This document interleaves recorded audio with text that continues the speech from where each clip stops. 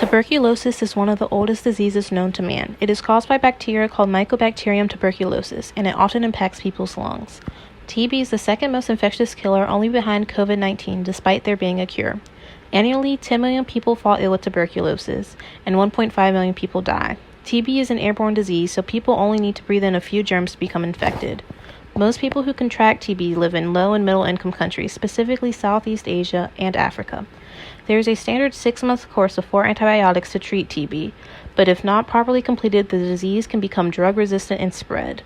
This is particularly an issue in developing countries because they don't have the funds to ensure that citizens adhere to their treatment regimens. Developed countries, on the other hand, can use their wealth, infrastructure, and healthcare systems to manage tuberculosis, but developing countries lack these resources. The United States is ranked first internationally in GDP. The U.S. spends more on healthcare services than any other country. The United States has spent about $8,700 per person on healthcare within the last year. 16.4% of the GDP is being spent on healthcare alone. The U.S. has had the lowest number of tuberculosis cases and lowest incidence rate on record. The number of cases reported in 2020 was 7,174 cases, and the incidence rate was 2.2 cases per 100,000 people.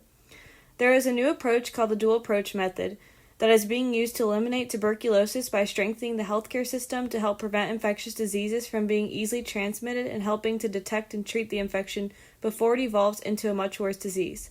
There is also an assessment that is assisting the public health department by preventing, controlling, and eliminating tuberculosis.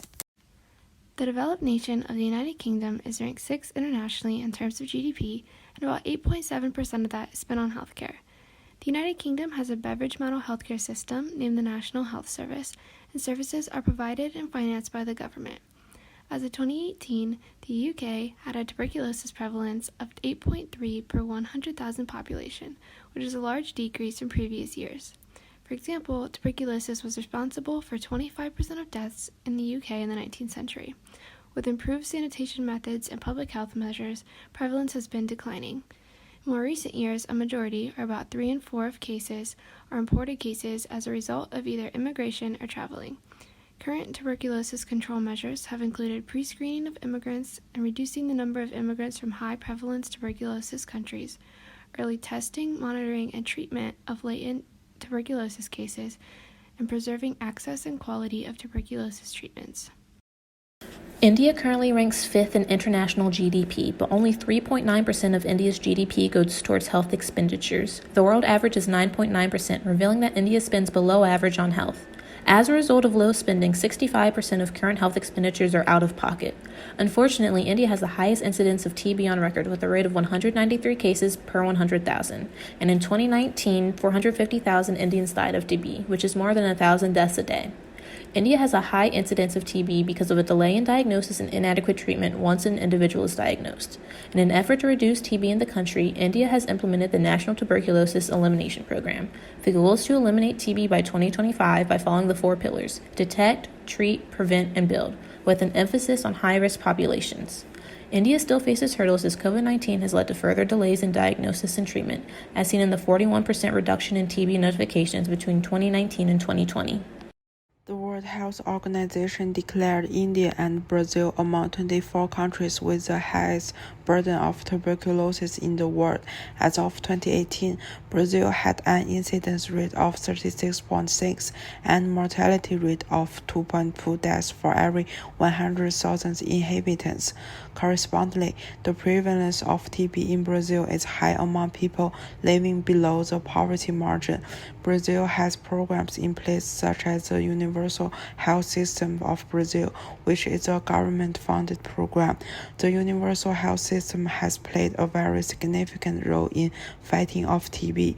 Brazil has another strategy of countering TB through the cash transfer policy, dedicated to bridging the gap of poverty and consequently ending TB.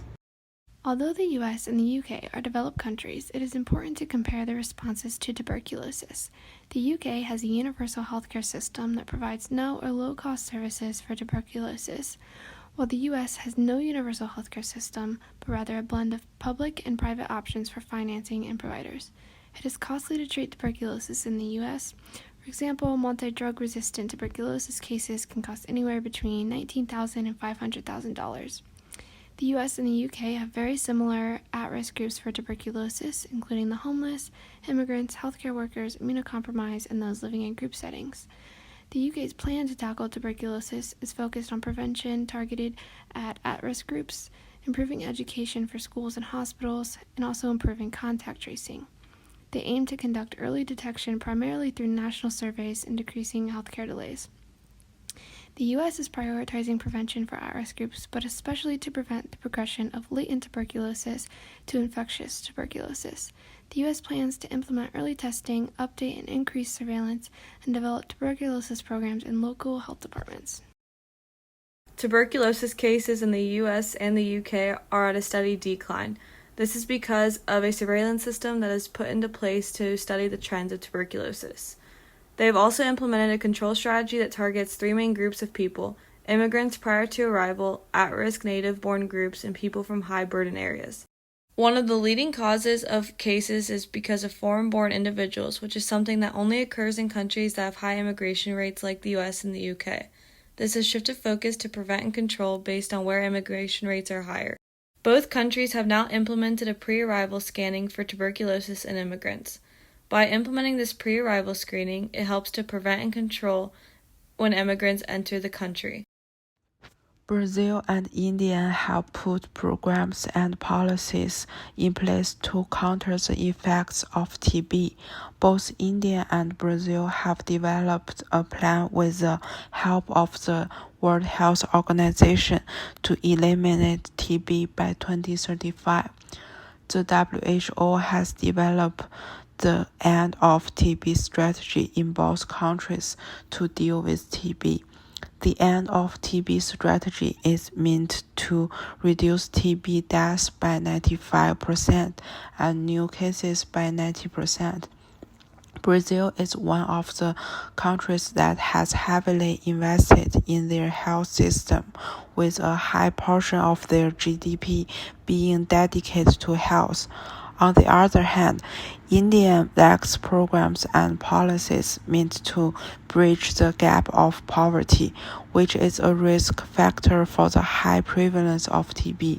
Therefore, India needs to come up with strategies geared on bridging the gaps that within the social determinants of health, such as poverty, so as to eliminate TB.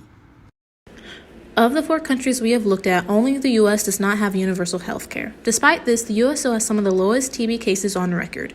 This suggests that funding and resources are more important than the type of healthcare system implemented in a country. The U.S. spends 16.4% of its GDP on healthcare. The UK and Brazil spend 9.5% and 8.7% respectively, while India only 3.9%. Because Brazil, the UK, and the US have invested in their healthcare, they have better health outcomes than India, which struggles to fund a healthcare system that supports 1.38 billion citizens. Citizens can't receive TB diagnosis and the needed TB treatment due to high cost and unavailability. The US and the UK have resources and funding, but also stable governments, allowing politicians to put policies in place that can last despite changes in leaders. Political corruption is widespread in Brazil and present in India, resulting in unstable healthcare systems. Plans like Brazil's and India's to eliminate TB could struggle depending on who's in power. One thing that both developing and developed countries have in common is the disparity in TB care and healthcare. In all countries, the homeless and impoverished are at higher risk of infection and receive worse care. Still, for the developed nations, people entering from developing countries are considered high-risk patients, signifying the vast difference between the countries. Analyzing these countries aids in figuring out the best way to approach TB elimination. For example, the U.S. implementing a universal healthcare system may decrease TB services, patients' cost, and lead to more TB screening and treatment. India could benefit from looking at how Brazil has provided affordable TB treatment and healthcare, decreasing incidence. Analysis helps countries observe the systems of another's and adapt better infrastructure to improve their health burdens.